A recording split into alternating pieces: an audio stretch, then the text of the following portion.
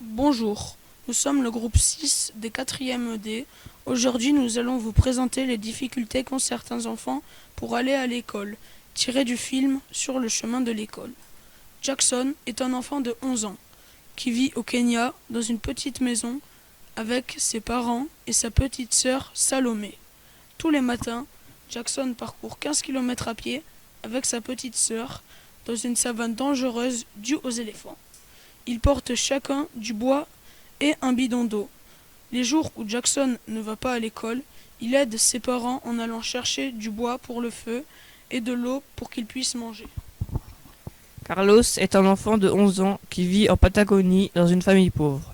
Il vit avec ses parents et sa sœur dans une maison éloignée de la ville. Tous les jours, il parcourt 18 km à cheval avec sa petite sœur pour aller à l'école.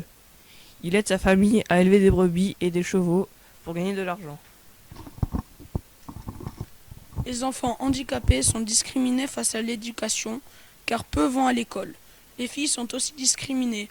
Exemple de l'ancienne camarade de Samuel qui va plus à l'école. Il y a 58,4% des filles qui ne vont pas à l'école à cause de raisons culturelles. Traditionnellement, en Inde, les femmes ne vont pas à l'école, donc la pauvreté, le handicap et le sexe sont des facteurs de discrimination. L'opinion de Samuel est qu'il devrait y avoir plus d'enfants handicapés qui aillent à l'école. Il devrait y avoir aussi plus de filles qui aillent à l'école. Nous pensons qu'il devrait y avoir plus d'enfants scolarisés, même si c'est difficile pour certaines familles qui ont des difficultés. Il devrait y avoir plus d'écoles et de transports. Les handicapés et les filles devraient avoir des aides pour aller à l'école. La distance joue un rôle pour ne pas être scolarisés. La scolarisation des enfants est importante pour leur avenir, mais aussi pour leur pays. L'augmentation du niveau scolaire permet d'avoir des personnes qualifiées. Avec ça, le niveau de vie augmente et la consommation aussi.